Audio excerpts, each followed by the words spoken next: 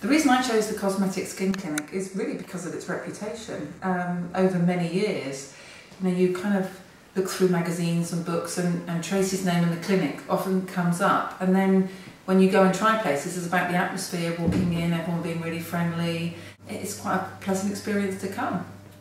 I've had all sorts of non-invasive treatments over the years. Even since I was a little tiny girl when I was swimming, I've always had to take really good care of my skin, because if you spend 4 hours a day in chlorine, it does terrible things to your hair and your skin. So it's something that I've always grown up with and something I've always been very conscious of. And obviously as I've got older, you have to just take more and more care. The treatments that I've had over the years, I suppose since I got to my 40s, I've been having regular Botox, because I remember looking in the mirror one day with my sunglasses on and seeing these big deep furrows just here in my reversing mirror, and thought, can't have that. And then fillers again as well, and it's usually just something once every 6 months to keep that just topped up and subtle. But that's really important as well, is that it's subtle and gentle and nobody really notices. It's just you when you look in the mirror.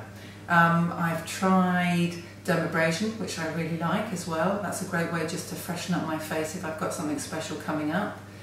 I think I've had a couple of different treatments, but those are the things that I enjoy. And IPL is another one that actually I found very useful, because again, I do an awful lot of driving, and I find that particularly on my right side, because that's where the sun comes through my window, I was getting a few brown spots down here and on my nose, and the IPL is fantastic at getting rid of those. The reason why I have non-surgical intervention is because it builds up, it's continual, but it is gentle and it is subtle, and for me that was really important. I didn't want to walk into a hospital one day and come out, although it would be lovely, looking 10 years younger. Everybody would be aware of that and everybody would notice that, and that's not really what I was after. I was just after maintaining my look as best as I could as I grow older.